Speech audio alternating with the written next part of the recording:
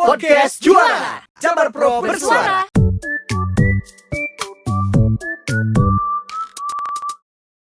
Sampurasun wargi Jabar, selamat datang di Podcast Juara Jabar Pro Bersuara. Dan di episode pertama ini kita bakalan ngebahas tentang desa digital. Kenapa? Karena nih di tengah pandemi ada terselip kabar yang bahagia. Ya, pemerintah Provinsi Jawa Barat mendapatkan penghargaan yaitu dengan konsep desa digitalnya. Dan yang paling pas sepertinya ngebahas tentang desa digital ini adalah narasumber kita pada hari ini, yaitu Bapak Setiaji selaku Kadis Kominfo Provinsi Jawa Barat. Halo Pak, apa kabar Pak? Alhamdulillah. Luar biasa Pak ya. Oke, kita bakalan ngobrolin tentang konsep desa digital Pak. Sebelum kita ngebahas tentang penghargaannya. Luar biasa loh, ini kancah internasional ya Pak ya. Betul sekali. Nah, boleh dijelasin nggak sih Pak sama wargi Jabar gitu tentang konsep digital desa digital ini? Ya, desa digital kita ingin agar tentunya teknologi ini bukan hanya bisa didapatkan ataupun dimanfaatkan oleh masyarakat yang tinggal di kota saja ya berdampaknya, tetapi juga yang tinggal di desa. Kita mengusung juga digital inklusif, artinya yaitu tadi yang saya sebutkan, sehingga nanti masyarakat pedesaan dengan teknologi bisa mendapatkan dampak bukan hanya sosial, terutama dari sisi ekonomi, sehingga desa menjadi lebih atraktif dan tidak berbondong-bondong orang ke kota gitu.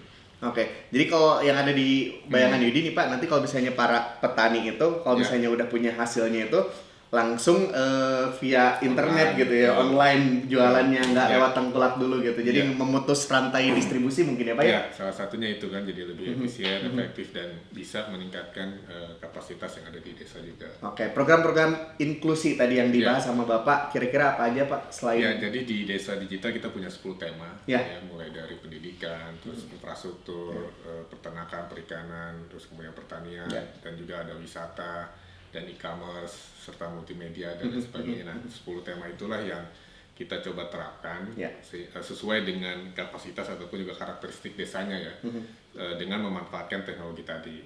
Nah, kemudian kami juga membaginya menjadi 3 level. Jadi ada yang desa yang belum punya infrastruktur, nah itu kita masukkan infrastruktur, terus kemudian digital literasi, dan kemudian yang ketiganya yaitu untuk e-commerce ataupun juga IoT.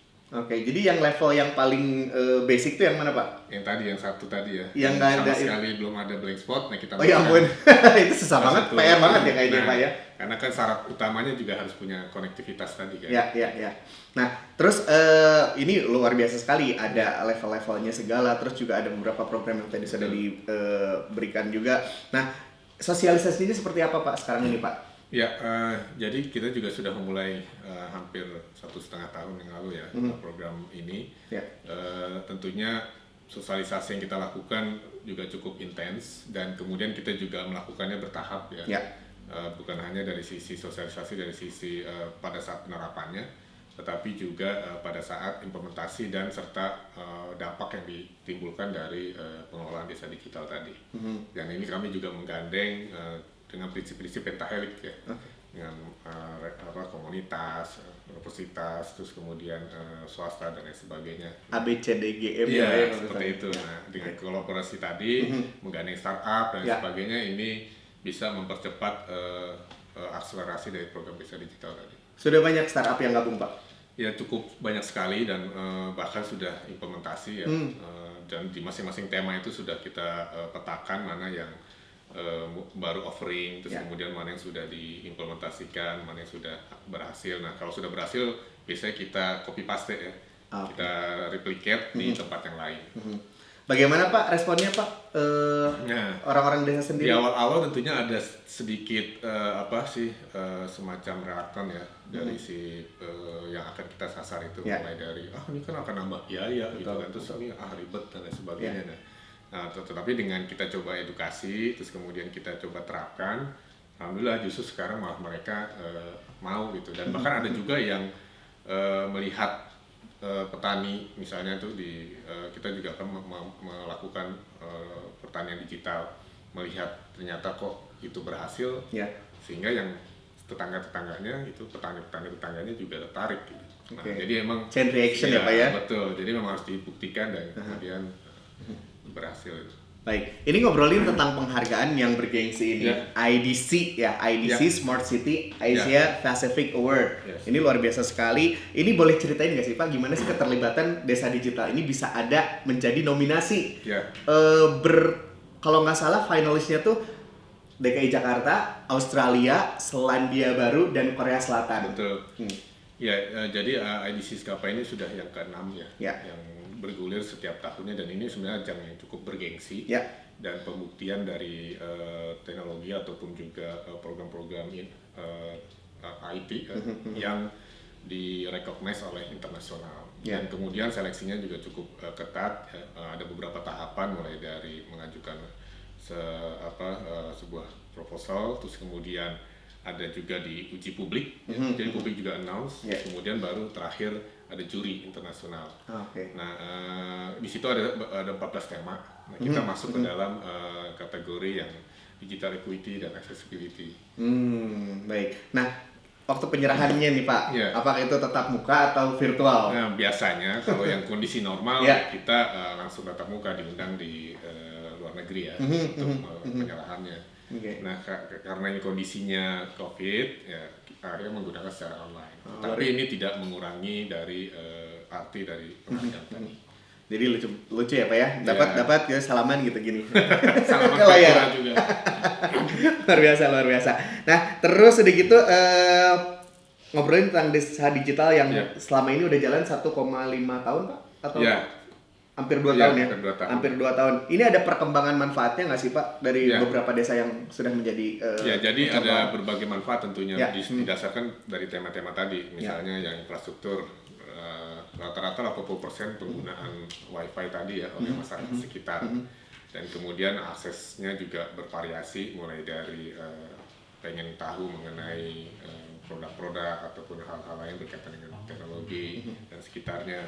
Nah, kemudian misalnya juga pertanian ya, ada peningkatan dari sisi bukan hanya pemodalan ya, tadinya modalnya 10 gitu, terus kemudian hasilnya 11 atau hasilnya 12, nah ini bisa lebih meningkat. Terus kemudian misalnya perikanan bisa meningkatkan hasil kapasitasnya menjadi 100%. Nah, hal seperti itu banyak sekali sebenarnya yang dampak dari desa digital tadi kepada masyarakat secara langsung.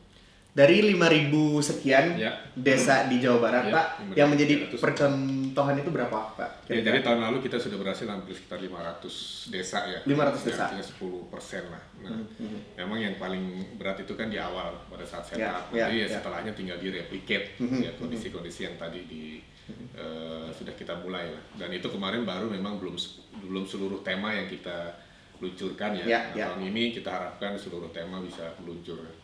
Boleh kasih teaser mungkin Pak buat tahun ini apa aja nih program yang mau diluncurkan? Tadinya kalau memang tidak COVID, selain mereplicate yang sudah ada, kita juga ingin meluncurkan seperti desa digital wisata ya. Terus kemudian juga buat peternakan ya, dan lain sebagainya, terus kemudian menambah juga yang e-commerce. Nah, itu diharapkan nanti 10 tema tadi bisa lebih meningkatkan daya sisi ataupun desa tadi. Kalau daerahnya di mana aja sih Pak kalau boleh tahu Pak? Ya banyak sekali daerah-daerahnya di negara tersebut, khususnya yang infrastruktur ya. Biasanya itu di daerah selatan. Daerah selatan Jawa Barat gitu ya. Terus kemudian kalau daerah-daerah perikanan ya seperti Indramayu, terus kemudian daerah Lawang Subang.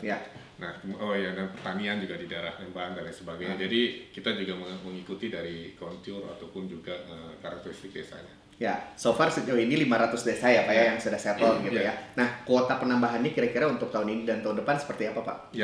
Pinginnya kita sih double ya. Ya, double. Double dari yang kemarin sudah kita lakukan, sehingga bisa lebih menghasilkan bukan hanya double lagi. Kita programnya double, tentunya hasilnya bisa triple ataupun juga quadruple.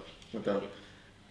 Sejauh ini Pak, kira-kira target kapan selesai desa digital ini? Tentunya kita targetnya ya sepanjang 5 tahun ini kan. 5 tahun? Ada di dalam RPJMD. Oke. Setelah itu ada kepikiran nggak sih bikin smart city gitu Pak? Kotanya, kalau tadi kan village-nya, desanya gitu. Ya tentunya itu kan branding ya. Jadi kalau udah level kota ya smart city, tentunya di desa ya smart village. Jadi sebenarnya village smart tetapi di level yang village ya. Luar biasa. Ya. Oke. Nah, terus Pak, harapannya seperti apa nih Pak dari Pak Haji sendiri? Ya tentunya Desa Digital?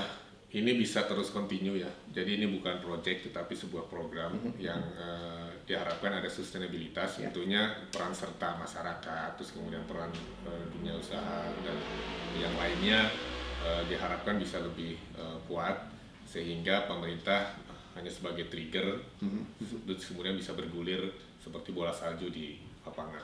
Luar biasa. Nah, selain dari IDC, Ya. ini penghargaan apa lagi sih Pak yang Ya, didapat sama Desa jadi Digital? tahun lalu kita juga dapat 2 awards ya. Ya. Satu yang internasional, satu lagi yang skala nasional Ya. dari OpenGov dan satu lagi dari Gov Insider. Nah, waktu tahun lalu penghargaannya langsung diberikan kepada Pak Gubernur di Bangkok ya, di Ya. markas PBB. Oh, baik, luar biasa sekali. Semoga kedepannya juga pasti ada lagi beberapa penghargaan yang nyusul ya Pak ya, Ya. untuk Desa Digital ini. Tentunya kita berharap bukan hanya penghargaan ya, Ya. tapi juga impact-nya. Nah, itu dia yang paling pentingnya, impact-nya Betul. untuk masyarakat. Ya. Pak, ada yang mau disampaikan mungkin buat wargi Jawa Barat? Silakan. Ya, jadi buat rekan-rekan sekalian semua, khususnya pecinta jawara ya, intinya mari kita coba berkreasi dan kemudian tidak usah harus ke kota, bangun desanya sehingga desanya nanti bisa menjadi lebih berkembang dan mengundang masyarakat juga untuk hadir di desa kalian semua. Oke, luar biasa sekali Pak Haji, terima kasih tentunya sudah meluangkan waktu di tengah kesibukan yang luar biasa tentunya untuk podcast Juara, Ya. Jabar Prok Bersuara. Semoga nanti kita bisa ketemu lagi dengan tema-tema lainnya Pak. Ya, Terima kasih. sama-sama. Terima kasih. Wargi Jabar, terima kasih. Sampai jumpa lagi. Bye.